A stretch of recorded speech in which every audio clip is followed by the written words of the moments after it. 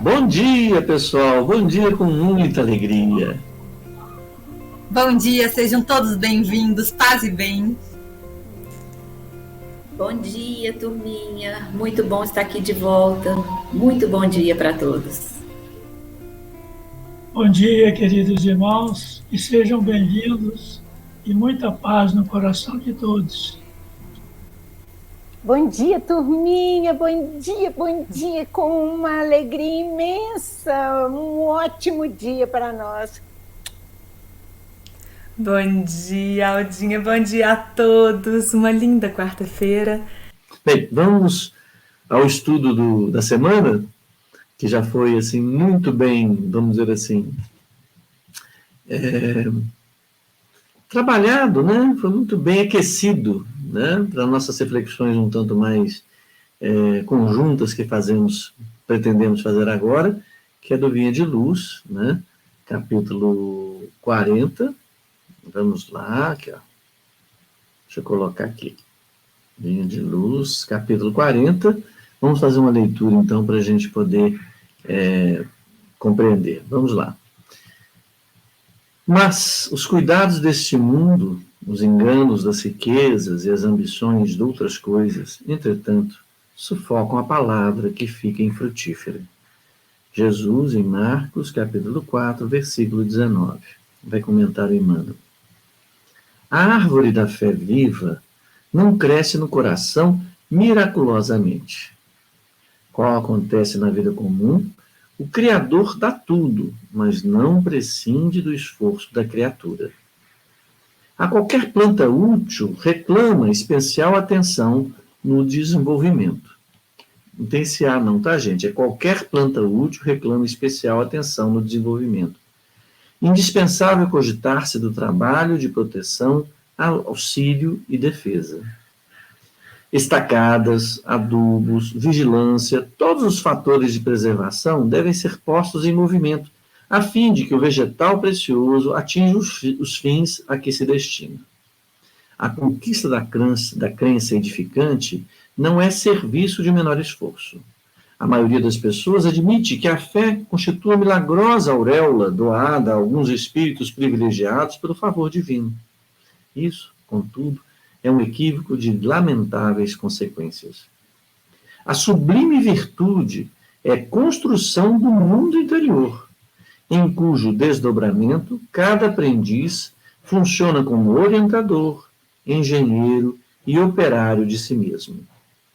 Não se faz possível a realização quando excessivas ansiedades terrestres, de parceria com enganos e ambições inferiores, torturam o campo íntimo, à maneira de vermes e malfeitores atacando a obra. A lição do Evangelho é semente viva. O coração humano é receptivo, tanto quanto a terra. É imprescindível tratar a planta divina com desvelada ternura e instinto enérgico de defesa. Há muitos perigos sutis contra ela, quais sejam os tóxicos dos maus livros, as opiniões ociosas, as discussões excitantes, o hábito de analisar os outros antes do autoexame. Ninguém pode, pois, em sã consciência, transferir de modo integral a vibração da fé ao espírito alheio, porque, realmente, isso é tarefa que compete a cada um. Ok? Então vamos voltar aqui para a gente poder fazer alguns comentários para a gente reflexionar a respeito dessa versículo e do que nos trouxe Emmanuel, né?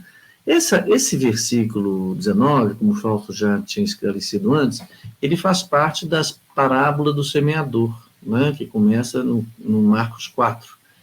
E ele está falando exatamente isso, que o caminhante sai pelo caminho, né, a semear. E aí ele vai explicar depois que essa sementeira é o Evangelho, né? É a possibilidade de plantar, né? Só um segundinho. Ok, desculpa, gente, o telefone entrou no computador aqui, sabe? Bem, e aí ele, na 18, no versículo 18, né? Ele fala, e outros são os que recebem a semente entre espinhos, os quais ouvem a palavra. Aí ele completa, mas os cuidados desse mundo, os enganos das riquezas e as ambições de outras coisas entram, sufocam a palavra, que ficam infrutíferas. Né? Deixa eu voltar a concentrar aqui. Vou desligar o telefone, se me permitem, tá, gente? Só um minutinho, senão eu vou ficar desconcentrado. Né? Vamos lá. Retorno depois. Então, vamos lá. O que seriam, então, os cuidados desse mundo, os enganos das riquezas? Eu acho muito interessante que, não só o Emmanuel ele tem a precisão no uso das palavras, como na escolha dos seus versículos para poder tratar, ele trata com esse mesmo cuidado, com esse mesmo batidão, né? Vamos assim dizer. Porque eu lembro quando Jesus falava, meu reino não é deste mundo. Você lembra que há muitas moradas na casa de meu pai. Então ele diz, mas os cuidados deste mundo. Este mundo que ele está dizendo, quando ele se refere a isso, ainda mais nas palavras de Jesus, podemos compreender com clareza que se trata deste mundo que não é o do reino dele. Né? No reino no que se refere aonde vige a lei divina. Claro que aqui vige a lei divina, mas as nossas opções não têm sido feitas, têm sido no sentido de obedecê-las. Nós buscamos obedecê-las, ou buscamos a dar-lhes cumprimento. Mas nesse mundo, os cuidados desse mundo são os cuidados que, por estarmos encarnados e sujeitos às nossas próprias vicissitudes, necessitamos de cuidar. Necessitamos cuidar de alimentação, de moradia, de relações, de trabalho, né? de estarmos nessa estrutura civilizatória do qual nos encontramos, a nossa cultura, são todos os cuidados desse mundo. Né? E fazem parte desse mundo os enganos das riquezas e as ambições de outras coisas. Quais são as outras coisas que podemos ambicionar? Ambicionamos em todos os campos criativos. Ambicionamos no campo da sexualidade, no campo da vaidade, no campo de uma série de campos. A riqueza por si só, até mesmo no campo religioso, né? Entendendo, vamos dizer assim, que a religião, ela trata talvez, a religião, ela seja, vamos conceituar assim, que religião seja como, trata das escolhas de cada um. Ou podemos entender também que religião trata-se da adequação da espiritualidade que me é possível, onde eu estruturo a espiritualidade, a minha maneira de lidar com a espiritualidade, através de recursos materiais do quais eu possa dominar. Né? Jesus não foi presente em nenhuma religião. Jesus foi a expressão da atuação do homem na Terra. A atuação necessária do homem na Terra para fazer a sua evolução, passando por esse mundo de provas e expiações. Foi o que Jesus demonstrou. E ele não demonstrou isso em qualquer momento sendo ligado a algum tipo de denominação religiosa. Por quê? Porque ele não necessitava de adequar os caminhos de espiritualidade dele, o caminho de desenvolvimento espiritual ou de demonstração espiritual, sob o domínio de algo que a pequenez do homem encarnado, vivendo a sua necessidade no mundo de provas e expiações, necessitasse. Então, eu não sei conversar, eu não tenho uma ligação muito plena com o divino, ou com os planos superiores. Então, eu necessito de determinados procedimentos, determinadas rituais, para que eu possa centrar as minhas vibrações, para que eu possa mudar meu processo vibratório, para que com isso eu estabeleça sintonia com o mais alto. E ao longo do tempo nós estabelecemos processos de sintonias diferenciados. Eu estou conceituando para a gente entender. Né? E dentro deles nós estabelecemos hierarquias, estabelecemos rituais, estabelecemos diferenciações, né? Definimos lideranças, sempre sob o ponto de vista de um rigor, de uma regra estabelecida pelos homens, por um grupo de homens, que necessitam de lidar com esse alimento espiritual que é fornecido por Jesus a todo momento, por Deus a todo momento. E que é uma necessidade nossa, uma vez que ele é alimento. Então, nós não sabemos lidar com esse alimento de uma forma pura, plena, então nós criamos, então, regras, criamos, então, convenções, dogmas, para que nossa pequenez possa lidar com essa espiritualidade com mais conforto. Não quer dizer que tragamos com isso nenhuma felicidade. Já foi dito e já foi exemplificado por Jesus, e até no livro dos Espíritos, né, os Espíritos respondem: qual a melhor religião? Aquelas que mais homens de bem fizer. Aí depois nós temos a definição do que é um homem de bem, né? Então, essas ambições de riqueza e de outras coisas envolvem também as ambições relacionadas a essa força criativa que se torna religião. Entretanto, sufocam a palavra, que fica infrutífera.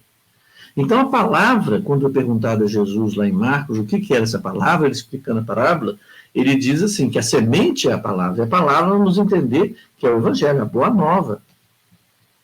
O conjunto de atitudes, de percepções, a maneira de lidar com as coisas de forma a crescer o seu espírito eterno. A palavra é a lei divina exemplificada. Palavra é algo que é escutado, é a codificação de um significado, é o que faz significado. É o significante de um significado, vamos dizer assim, né? Então, o que adianta quando fala assim, palavra vazia? É quando ela expressa, é emitido um símbolo, é emitido um código, e esse código não traduz em algo que faça sentido, é a palavra vazia. Não é? Então a palavra fica vazia se aquele ao qual eu deposito esse código, ou essa expressão, ou esse exemplo, não tem uma terra boa, não tem um lugar preparado para poder receber essa semente, essa palavra. Não há olhos, não há ouvidos de percebê-lo. Por isso que essa palavra fica infrutífera. Por mais que ela seja rica, por não haver um solo bom, um solo preparado, ela não fortalece. E por que ela não está bom? Porque ele está muito envolvido com os cuidados desse mundo, com os enganos das riquezas e as ambições de outras coisas. Né? Nós vamos compreender, e ele vai citando isso mais, o Emmanuel vai falando disso de uma forma mais, vamos dizer, tranquila, né, nesse sentido, para poder nos fazer sentido. Mas, de qualquer forma, está muito interessante na hora que a gente olha o que é deste mundo. São todas as coisas dos quais nós nos sentimos obrigados a fazer para que nos mantenhamos vivos e operantes. E assim, como Jesus disse para Marta, né, só uma coisa é necessária para o engrandecimento. No entanto, a nossa percepção e a valoração disso como necessário para nós, o nosso dever em relação a isso, ainda está distante de ser pleno. Né? Porque senão não faríamos o que fazemos todo dia, porque nós já temos as informações dadas pelo Evangelho em todos os aspectos. Né? Os pássaros que não plantam e não colhem e não se preocupam que vão comer, já foi dito só uma coisa necessária, que é a obediência ou o cumprimento da lei de Deus. Né? Nós estamos na disciplina, na obediência, buscando essa obediência. Mas vamos lá. A árvore da fé viva não cresce no coração miraculosamente. Né? Qual acontece na vida comum, o Criador dá tudo, mas não prescinde do esforço da criatura. Foi como ele estava dizendo na parábola, né? Quando ele fala, mas os cuidados desse mundo, os enganos, as riquezas, as ambições de outras coisas, entretanto, sufocam a palavra que fica infrutífera. Então, a palavra tem sido semeada, mas semeada sobre espinhos, sobre pedras. Né? A árvore da fé, ou seja, a fé, quando voltando até o título, a fé não é uma coisa externa,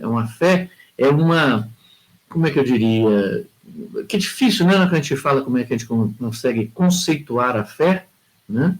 É necessário que conceituamos a fé. Há quem diga que a fé ela é o seu conjunto de coisas que você crê, né? Ou que tem crença, ou acredita que existam, né? Mas, sob um ponto de vista emocional, são aquelas coisas, como o Fausto diz, que é a divina claridade da certeza. Porque é diferente você crer e você ter certeza.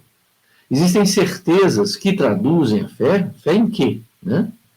Por exemplo, quando eu falo assim, o que moveu, por exemplo, Hitler, eu vi isso outro dia, era certeza de que a raça ariana era superior. E nisso ele se baseava em vários informes, mas o que trabalhou, o que fez ele aniquilar judeus, ou fazer o holocausto, etc., foi a certeza das coisas. Então nós podemos colocar a fé, ou ter certeza, em muitas coisas que estejam afastadas da exemplificação de Jesus.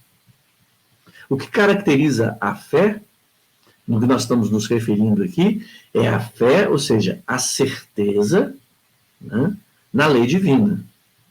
Isso nós estamos chamando de fé. No entanto, a conceituação de fé é aquilo do qual eu não tenho dúvidas, aquilo que está em primeiro lugar, aquilo do qual as minhas ações se estruturam, têm como valor para eu poder acreditar. Quer ver uma coisa? Por exemplo, que nós vivemos, como o Fausto bem falou, fé é uma parte fundamental e inerente a cada ser humano. Todos nós temos fé, todos nós temos certezas, temos convicções que nos deixam tranquilos, caminhamos sobre essas convicções. Por exemplo, no momento em que eu fechar os olhos, eu não estou enxergando. Tá certo? Imagina se eu duvidasse disso, se eu não tivesse a certeza, que eu fechasse os olhos e continuasse a ver. Isso passa na cabeça de alguém? Na medida que eu como alguma coisa, eu vou tomar um gole d'água. Eu tenho certeza, eu tenho convicção, eu tenho fé, e nem isso ele é articulada, mas ela acontece o tempo todo, de que a água vai escorrer pelo estômago, vai chegar ao meu estômago, vai me hidratar. Eu tenho essa certeza, eu tenho essa divina claridade, não é divina, essa claridade da certeza de que isso vai acontecer. Com o alimento que haverá a digestão desse alimento que se transformará em energia e eu permanecerei vivo. Então eu vivo com essa certeza. Se eu não tivesse certeza disso, se eu não tivesse fé de que os alimentos serão deglutidos, né, os alimentos que eu levar à boca serão deglutidos e transformarão, evidentemente, em energia e elementos necessários, como é que aconteceria? Eu não comeria, eu colocaria em dúvida, a minha vida seria um tormento. Imagina se eu duvidasse de que, naturalmente, eu respirasse. Eu nem penso nisso, eu apenas respiro. Imagina, sob o ponto de vista físico, de que eu não tivesse fé de que meu coração não iria funcionar, batesse, fazendo com que o sangue se renovasse, né, se recebesse as suas energias através do pulmão. Né? Olha que coisa. Então a fé move. A certeza, a fé de que eu nem penso em acionar o braço, eu apenas expresso a minha vontade de elevar o braço em direção à câmara, a mão em direção à câmara. E isso acontece, eu domino isso, eu tenho confiança nisso. A fé no qual se refere, o Emmanuel está falando, essa árvore da fé viva não cresce no coração miraculosamente. Também essas certezas nossas sobre as coisas não cresceram naturalmente, não. É claro que existem comandos do cérebro que são inconscientes, como bater o coração, que são, vamos dizer assim, involuntários, né? Mas a criança, ela passa até dominar, ela leva a coisa à boca, ela até ter consciência das coisas, até dominar os recursos que lhe foram dados a serem desenvolvidos, precisou-se de um processo. A fé na lei divina também passa por esses processos, assim como nós passamos as nossas aquisições de domínios musculares né, de toda a ordem. Então, quando ele fala que a fé, que ele está falando que a fé viva, a fé, é a divina claridade da certeza na lei divina. Aquilo que fundamenta, aquilo da qual eu não penso, ou que me vem em primeiro lugar, em que eu confio, como diz a Aldinha. Eu efetivamente confio, como confio de que se eu colocar a água na boca, ele irá degluti-lo. Como eu confio que eu vou respirar, independente de qualquer pensamento ou comando da minha parte. Posso comandar uma respiração mais profunda, mas que eu respirarei normalmente, sim. De que eu quero expressar alguma ideia, as palavras virão na cabeça, virão na boca, para serem ditas. A fé da qual nós falamos, a fé viva, é aquela em que comanda também as suas ações, sem a necessidade efetiva de eu fazer raciocínios e vamos dizer, ligações para que ela aconteça. A fé é aquilo que acontece efetivamente, que traduz em ações, sem que eu necessite parar. É uma certeza tão profunda, tão íntima, que ela sai naturalmente. Entende o que eu digo? Imagina, é isso que acontece, que eu já repeti isso algumas vezes, no que se refere aos esforços, que são as memórias musculares, os esportes, memórias musculares, né? A pessoa treina determinado movimento para que na hora do jogo, na hora da questão, as reações delas sejam automáticas. A fé, que é uma coisa um tanto mais profunda, né? Essa fé, vamos dizer assim, na espiritualidade, na lei divina, um tanto mais profunda, e igualmente precisa ser treinada de tal forma que ela seja, que as minhas ações sejam coerentes com ela. Então, veja, Olha como é que eu estou hoje. Eu já falei isso antes. Se alguém for me dar um tapa, eu, sem pensar, eu vou fazer um movimento de defesa e talvez, se eu tivesse bem treinado em atividades marciais, né? Eu não gosto de chamar nem de arte, mas de atividades marciais, a minha reação, sem pensar, porque está fundamentado, está incluído em mim, é de reagir atacando a pessoa que me atacou.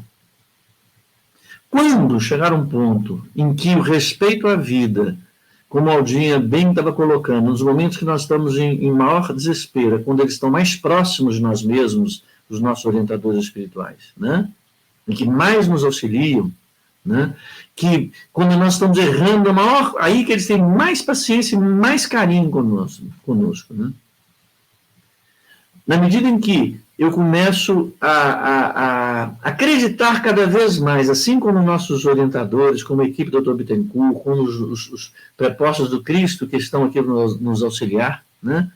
Em que na não agressão, no respeito ao outro, no respeito ao erro possível que ele possa acontecer no sentido de desrespeitar ou contrário à lei divina, que eu tenha mais amor por ele, de forma que quando alguém efetivamente, é claro que eu estou fazendo de uma forma ilustrativa, né, me for agredir, a minha reação não seja de me defender coisas desse mundo e atacar que é coisa desse mundo, não é a ambição de achar que eu estou apenas me defendendo, agredindo o outro, e que eu possa receber aquele tapa e, como diz Jesus no seu evangelho, oferecer a outra face.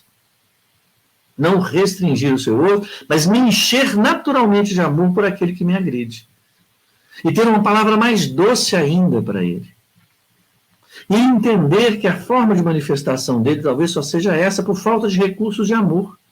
Por falta de recursos de amor por ele mesmo. Por falta de uma série de recursos de eu ser aquele, de uma forma natural. Eu fico imaginando se eu vou construir ainda, e nós todos como espíritas nos colocamos, em construir esta fé de que aquilo que eu vou ser movido seja de acolhimento daquele que eventualmente até tente me agredir. Entende? A fé, a árvore da fé viva não cresce no coração miraculosamente. Assim como o jogador de um vôlei, de futebol, não se torna um excelente jogador sem treino contínuo das atividades. O nosso coração, a nossa fé, né, necessita de treino, necessita de obediência em primeira instância, para depois se tornar algo que está incrustado em nós de tal forma que é uma reação natural e que seja alguma coisa reflexo daquilo que efetivamente nós confiamos. E se eu confio tanto como eu confio de respirar, não me preocupe se eu vou, em algum momento, ficar sem conseguir respirar. Olha, isso nem passa na minha cabeça. A fé necessária a ser construída em nós é aquela que não passa pelo raciocínio. Alguém nos pede, alguém nos solicita auxílio, eu nem cogito em pensar, eu vou analisar porque você vai ali. Não, é como respirar. A minha reação é imediata, porque ela corresponde efetivamente àquilo que está construído em mim. Mas ela não se faz miraculosamente. Na vida, o Criador dá tudo, mas não prescinde do nosso esforço para isso acontecer. É isso que Emmanuel vem nos chamando a atenção. Olha só, qualquer planta útil reclama especial atenção no desenvolvimento. Indispensável cogitar-se do trabalho de proteção, auxílio e defesa. Poderíamos falar até sobre a questão do auxílio, defesa, de proteção. Você lembra que nós falamos de defesa? Mas a defesa, e hoje na nossa estrutura social nós temos, digo assim, dos países, nós temos incrustado, nós temos a fé de que a defesa se faz através do ataque. Já percebeu? Todas as artes marciais se baseiam nisso. Não, você utiliza a força do oponente, você defende, mas você defende atacando, imobilizando, atacando o outro, uma série de coisas, mas essa é a estrutura. A nosso exército, chamado Forças Armadas, eles são tidos como o escudo de defesa do país. Como é que faz a defesa? Temos cada vez mais rifles, cada vez mais armas, cada vez mais, inclusive a defesa que se justifica pela bomba atômica. Eu defendo meu país na pretensão de ter o poder de aniquilar o outro. Racionalmente é muito tranquilo a gente entender isso. Mas sob o ponto de vista da fé verdadeira de cada um, nós trazemos isso para nós como se fôssemos países, né? Eu vou me defender cada vez mais, tendo armas, cada vez mais sendo habilidoso fisicamente em artes marciais, para que eu possa reagir com mais eficácia, com eficácia superior ao que tenta me agredir. E a gente traduz isso como essa defesa nos nossos pensamentos, nas nossas vaidades. Eu vou proteger a minha vaidade respondendo com mais orgulho ao que é me chegado. Não está em mim, nós tentamos ainda procurar, estruturar uma fé de que eu não vou combater a vaidade com mais vaidade, orgulho com mais vaidade, armas com armas mais poderosas. Não existe arma mais poderosa do que o amor. Né? Para que eu possa desenvolver essa fé, vamos dizer, do Cristo em mim, né, é necessário um trabalho de proteção. Auxílio, reconhecer, me imantar com essas ideias para que eu receba o auxílio do meu espírito protetor, dos meus companheiros de trabalho no bem, da casa espírita, das palestras que usamos, da conversa de que eu estou ansioso, que eu ligo para uma querida amiga, né? Da possibilidade de ouvir uma querida amiga, uma amiga que tem alguma dificuldade para que a gente possa reforçar esse auxílio mútuo, e na defesa. E a defesa que nós podemos fazer, que necessita desse trabalho, não é deste mundo, é a defesa que fazemos em nos blindar, mantendo o nosso astral, mantendo nossa vibração em alto nível, para que não estabeleça sintonia com vibrações mais baixas. Então, é indispensável, né, o trabalho de proteção, auxílio e defesa. Então, o que ele vai fazer essa comparação? Que estacadas são estacas, adubos, vigilância, todos os fatores de preservação devem ser postos em movimento a fim que o vegetal precioso atinja os fins a que se destina. Fazendo essa comparação sobre nós mesmos, né, a um vegetal, né, ou o vegetal aí seria a palavra útil, o evangelho sendo vivo em nós, é necessário que nós, como receptáculos dessa palavra, que foi semeada por Jesus em nós, né, estejamos trabalhados, tenhamos a terra trabalhada para que frutifique o evangelho em nós. Aí eu acho muito interessante que ele faça. A conquista da crença edificante não é serviço de menor esforço. Ele chama de crença edificante, efetivamente, essa fé que é algo que é presente em nós, independente de raciocínios. Essa crença é a verdadeira fé emocional. Aí quando eu falo assim, aquela história que a pessoa fala assim, que ela acredita e não tem fé, aquela brincadeira de dizer, não creram em bruxas, mas que elas ai. Aí aquele sujeito que não acredita em absolutamente nada, não acredita em fantasmas, que isso é invencionice, de gente medrosa, de gente supersticiosa, que não quer assumir para si as responsabilidades, fica atribuindo outras coisas. Eu falo, que bom e tal. Mas aí vai ver filme de terror e morre de medo, morre de medo. Fala assim, vai para vamos entrar ali, dizem que aquela casa é mal assombrada, senta comigo, mas de jeito nenhum que eu entro, você está brincando. Mas você não falou que não existe, que isso é coisa de gente supersticiosa? Não, você é besta, eu vou entrar lá. Que chega de noite, apaga a luz, morre de medo. Não durmo sem luz acesa, não, sai lá. Aí, não, eu fico com medo do ladrão entrar, eu quero ver. Ué, cadê a sua confiança? Né? Cadê a sua... Né? Mas para construir essa confiança, não é um serviço, essa confiança verdadeira, não é um serviço de menor esforço, é necessário que nos mantemos de boas relações, né? Aí ele fala assim, mas você fala isso porque você acredita. Isso é um postulado de fé, porque você acredita. Eu disse, não, eu acredito nisso. Estou construindo esta fé nisso que eu acredito. Né?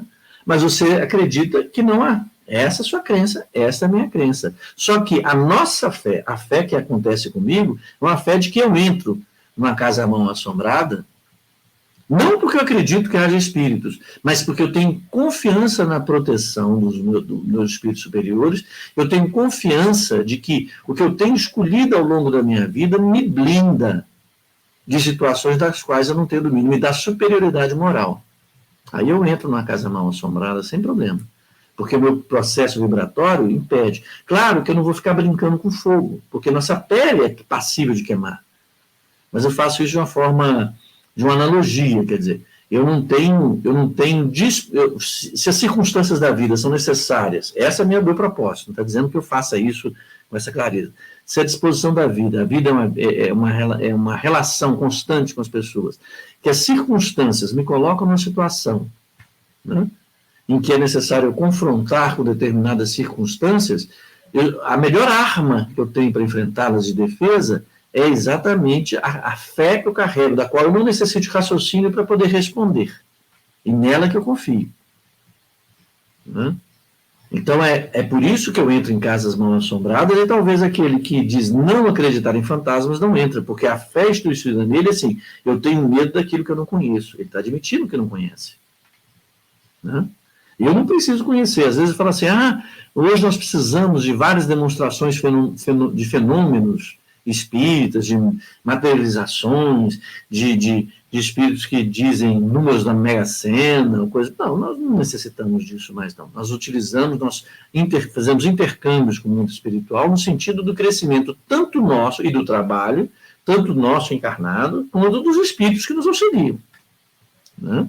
Nosso intercâmbio com o Dr. Bittencourt, ou nas reuniões mediúnicas, ele se dá com o propósito de auxílio mútuo, auxílio de terceiros, no auxílio do crescimento, do reforço da nossa fé, da nossa terra, do nosso solo, para a frutificação do Evangelho em nós. Nós não necessitamos de ser convencidos pelos nossos espíritos da sua existência. Já estamos, eu acredito que a Casa Espírita esteja trabalhando no sentido de trabalho conjunto, porque tanto nós quanto os desencarnados, todos somos carentes de evolução. Estamos no processo de evolução. É um esforço conjunto. Aí vem e fala assim, quando fala assim, você vai porque você acredita. Bem, a maioria das pessoas admite que a fé constitua milagrosa auréola doada a alguns espíritos privilegiados pelo favor divino. Como se houvesse na economia da vida privilégios, como se houvesse mágica. Existem, isso, contudo, é equívoco de lamentáveis consequências. Por quê? Veja, há quem acredite, assim, não é o conhecimento que estabelece a nossa estruturação de fé, mas é um caminho muito bom. Tá? É um caminho quando a gente associa com o aspecto emocional do aprendizado deste conhecimento.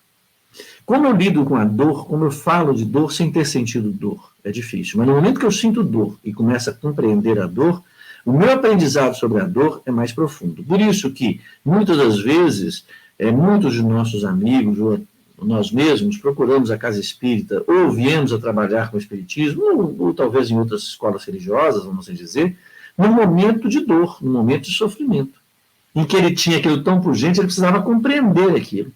Uma forma de lidar ou vencer aquele sofrimento. Né? Então, existe um componente emocional que abriu a nossa possibilidade de assimilação desse conhecimento, que nós começamos a ver, através desse conhecimento, similitude com aquilo que vivíamos. Então, nós passamos a acreditar ou ter fé nos caminhos de redenção daquela dor. Entende? Por isso que fala assim, é muito difícil você ver uma pessoa falar de determinada coisa sem ter vivenciado essa coisa. Não estou dizendo que para falar de drogas precisa usar as drogas, mas a dor causada pela droga muitas vezes é necessária. Por isso que buscam muitos orientações e tal, os pais de pessoas que são drogadas, até que a pessoa drogada também vai buscar esse tipo de entendimento. Não é? É necessário que tenha vivido, talvez, em outra experiência e entenda esses processos e tragam nessa encarnação uma atenção especial para aquele aspecto que causa tanto sofrimento a tantas pessoas. Mas não quer dizer, e isso é importante entender, que ela precisa passar por drogas. Mas talvez já tenha vivido, né, em outras encarnações. Mas, enfim, é necessário, um equívoco de lamentáveis consequências, porque fiquei acreditando que há privilégios no mundo, e na economia da vida não há mágica, não há privilégio, porque senão Deus, né, fugiria da sua lei primordial de amor e justiça e bondade. Não haveria justiça se houvesse privilégio. Da mesma forma que não haveria justiça se Deus houvesse criado seres diferentes uns dos outros. Não, somos todos espíritos criados simples e ignorantes. E nossas trajetórias são feitas através das escolhas que fazemos ao longo do nosso processo evolutivo. Então, se hoje nós nascemos com determinadas habilidades ou determinados talentos, porque eles são necessários e foram desenvolvidos ao longo de várias vidas, né? Exercitados, porque não foram dados de graça, com um propósito único de nos auxiliar a crescermos como espíritos eternos. Se houvéssemos, imagina, se uma determinada época, uma determinada, vamos dizer, normalmente ligada ao sexo feminino, em função da estrutura social da beleza, né? Enfim, ela caiu por utilizar muito bem, usar, vamos dizer, muito bem sob o ponto de vista de vantagens econômicas, né? Utilizou da sua sedução, dos seus aspectos físicos para seduzir homens, numa outra realidade civilizatória, né? E com isso proporcionou muitas quedas, muitos abortos, isso e aquilo. Então, quer dizer, aquela beleza dela talvez fosse uma pedra de tropeço. Mas ela desencarna, compreende todo aquele processo, né? Que ela se fez em função dessa beleza que lhe foi confiada e que ela malbaratou, né, no uso dela em função de benefícios no campo material, etc, etc e tal, mas ela se compromete, não, eu quero vencer esse aspecto. Ela pode vir muito feia, assim, com deformidades horrorosas, como ela pode vir também normalmente bela, mas com a proposição de não fazer uso de beleza, senão talvez para encantar com o aspecto da serenidade da sua beleza feminina, amaciar corações para que possam ser auxiliados sem necessidade efetiva de sedução ou de prostituição, por assim dizer. Né? Como ela poderia ver também deformada para poder vencer esse apego que ela tinha aos aspectos da beleza, por exemplo, isso. Aí fica achando que não, aí uma pessoa menos alisada, né, um equívoco lamentável, trata mal uma mulher, eventualmente, ou outra pessoa que venha com algum talento, com uma característica, por exemplo, muito bonita, por exemplo, né, por achar que aquilo foi um presente, né, o que efetivamente não representa absolutamente a realidade. E com isso é um equívoco de lamentáveis consequências, porque ela vai construir inimizades, construir atritos desnecessários. Aquela história, na medida que você começa a compreender, motivado pela dor emocionalmente, adquire conhecimento e aquilo passa a ser certezas, divinas claridade e certeza, você age de forma distinta. Por isso que, na medida que vamos entendendo, vamos tendo certeza, a gente já não olha, por exemplo, que é muito comum olhar igrejas pentecostais, dizendo, aquele pastor só quer pegar o dinheiro das coisas, você não sabe a estrutura dele. É tão fácil condenar os demais, achando que teve algum tipo de privilégio. A pessoa nasce com um dom de embalar, levar multidões e utiliza negativamente. Opa, isso são os dons. Aí ele vem falar que é muito interessante, mano, eu adorei essa parte, que ele fala, a sublime virtude, e antes de falar o que é sublime, né? Sublime representa inexorável perfeição material, né? Só para a gente conceituar, né? E virtude é conformidade com o bem, com a experiência moral ou de conduta. Então, o que é o maior de todas, né? A melhor coisa de todas, o que pode ter de melhor, sublime, superior a tudo, virtude, de coisa boa, de qualidade, né? De bem, do bem maior que você possa fazer, é a construção do mundo interior. Às vezes, a gente repete aqui que o melhor benefício que nós podemos fazer para a humanidade individualmente é nos iluminar. Por isso que diz, olha só como a irmã está falando, a sublime virtude, a maior de todas as virtudes, é a construção do mundo interior. Em cujo desdobramento, o que ele chama de desdobramento? É porque, como é que é? Vamos ver os detalhes, é como você fala assim, construção do mundo interior, vamos ver os itens que são necessários, né? Então, para isso, nós temos que funcionar como qualquer empresa. Então, vamos dizer o que ele está dizendo. Em cujo desdobramento, cada aprendiz funciona como orientador, engenheiro e operário de si mesmo. Por que Emmanuel coloca isso? É o seguinte, vamos entender essa estrutura que ele fala. Tudo que nós vamos construir, ele parte de uma ideia.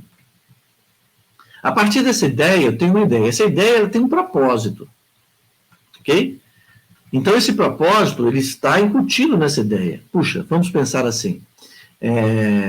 eu quero, vamos fazer uma coisa bem material. Eu quero chegar na cidade de Antuérpia, nem sei onde é, no Marrocos, né? Se não me engano. Ou quero ir para Paris, adoro, acho lindo Paris, né? Bom, quero ir para Paris, muito bem. Então existe, eu estou aqui no Brasil, quero ir a Paris, muito bem. Então vamos planejar isso que eu tenho que fazer, ir para Paris. Então tá bom. Não, vamos fazer uma coisa diferente. Eu quero ir para o Rio de Janeiro, que é bonito, que tem mar. Está precisando tomar um banho de mar nesses tempos de pandemia, sair dessas montanhas um pouquinho, tomar um banho de mar. Eu quero ir para o Rio de Janeiro, muito bem. Aí eu começo a caminhar, eu falo assim, o que eu vou fazer? Porque então eu pego um mapa, eu tenho que caminhar por aqui, caminhar por ali. O que eu estou fazendo? Eu estou fazendo um planejamento para o objetivo que eu tenho de chegar no Rio de Janeiro. Chega em um determinado momento, eu vejo aqui, será necessário uma ponte. Para que eu atravesse aqui, será necessário uma ponte. Ok? Então, terá que ser feita essa ponte para que eu atravesse, né? E aqui eu chegue no Rio de Janeiro, que é o meu objetivo, chegar e tomar o meu banho de mar, que vai ser me refazer. Muito bem. Aí, bem, eu fiz esse planejamento, ok? Aí, o que eu preciso fazer? Na hora que chega na questão da ponte, eu chego e digo para o meu engenheiro, e digo o seguinte, meu engenheiro, eu preciso que você projete uma ponte nesse rio aqui. É necessário que seja projetada uma ponte nesse rio aqui. O engenheiro, claro, fala assim perfeitamente, vou projetar a ponte para que você passe. Então, ele projeta, ele planeja, vai ter tanto de estrutura de cimento, vai ter uma estaca aqui, sei lá como é que chama, uma viga, uma coisa aqui, acolá, etc e tal, de tantos metros, tantos centímetros, vai ter assim, vai usar tanto cimento, tudo aquilo, tudo bem. Aí o engenheiro chega para o operário e fala assim, operário, vamos lá, pega esses cimentos aqui e construa. Aqui você faz uma viga, o operário vai lá, pega pá, mistura, joga cimento, areia, faz a viga, etc e tal. Então, o que nós vimos aí? Nós vimos aqui que nós temos um planejador, que vamos dizer assim, um estratégico, né? Que ele tem um objetivo, ele traçou um plano, ele fez uma estratégia de ação, tá certo? Viu quais são as necessidades, depois tem o tático, que é o engenheiro, que vai chegar lá e vai construir a ponte, ou seja, vai projetar a ponte, né? A ponte vai ter tantos metros, etc e tal, de forma que ele não quer saber, o negócio dele é construir a ponte. Se ele ligar de um lado a outro, sem molhar o pé, a pessoa puder, ele cumpriu a função dele como engenheiro. E tem a parte operacional do operário, que vai pegar efetivamente o cimento com as mãos, vai misturar e vai construir a ponte. Se perguntar para o engenheiro, para que está fazendo a ponte, você pode informar ele para chegar no Rio de Janeiro. Nunca ele saiba, mas para ele, tanto faz. Esse é o objetivo do planejador, do estratégico. A mim cabe projetar a ponte. Se pegar para o operário e falar assim, para que você está fazendo essa ponte? Eu estou fazendo esse pilar, eu não estou fazendo uma ponte. Né? Mesma coisa, o engenheiro não está indo para o Rio de Janeiro, ele está projetando uma ponte. Quem está indo para o Rio de Janeiro é quem planejou. Ele é a pessoa. Por isso que nós temos o estratégico, o tático, o operacional. O operário, ele pega na massa, ele vai lá e constrói o pilar, depois constrói uma viga, depois constrói uma falda, depois constrói isso e aquilo. Ele não está construindo uma ponte, está construindo peças que vão formar uma ponte. O engenheiro projetou e fez a ponte. E o planejador passou sobre a ponte, porque ele estava dentro da estratégia dele chegar lá. Então ele fala, funciona como orientador, ou seja, estrategista, o tático e o operário de si mesmo. Onde se dá a questão do orientador? A gente descobrir para onde a gente quer ir. Certo? E nós vamos construir o nosso terreno para definir quais são a fé ou nossas certezas, ou nosso rol de certeza, de valores maiores em nossa vida, planejadamente. Eu quero chegar aonde? Eu quero ser um espírito iluminado. Então, para ser um espírito iluminado, nós precisamos de quantas pontes? Tá certo? Então, puxa vida, mas você sabe como ser um espírito iluminado? Eu tenho uma vaga ideia, né? Então nós estamos trabalhando de uma forma mais subjetiva, em que eu planejo, para ser um espírito iluminado eu preciso, então, ter determinadas atitudes. Eu preciso auxiliar o próximo, mas como que eu auxiliar? Eu posso auxiliar ajudando-os a compreender determinada coisa, como eu posso auxiliar me calando em certas circunstâncias, né?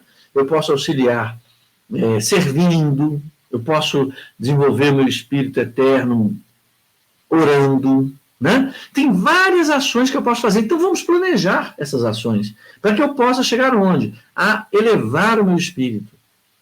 Eu posso, né, me preparar e ficar mais disposto a ouvir a palavra, ou seja, ler o evangelho, participar, uma série de coisas eu planejo. Aí eu chamo o meu engenheiro, que sou eu mesmo, e falo o seguinte, olha, nós queremos, olha aqui, eu vou te contar, eu preciso que você faça determinadas pontes, né? Então, vamos fazer o planejamento técnico. Nas segundas-feiras, você vai fazer sopa. Não estou nem falar para o seu engenheiro para que é, não. Ele tem que fazer sopa.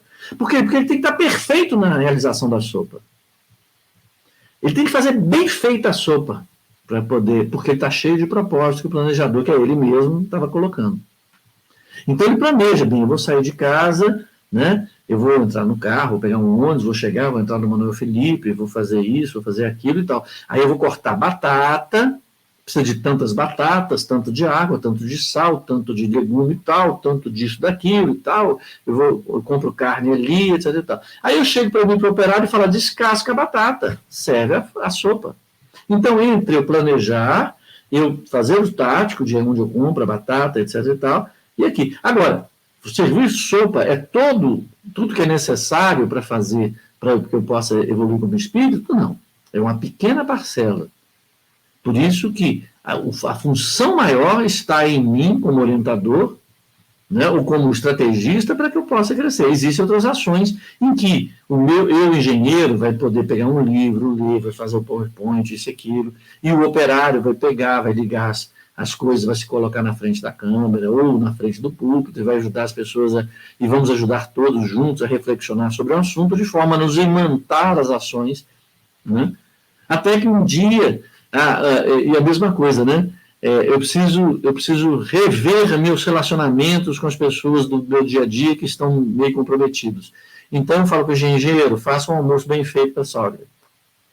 Aí o engenheiro vai lá, que nesse caso do engenheiro, o tático vai ser um chefe de cozinha, vai lá e faz um belo, uma fritada bonita, você não quer nem saber, quer fazer bem feito aquela fritada. O propósito é estabelecido também para o seu orientador, que é você.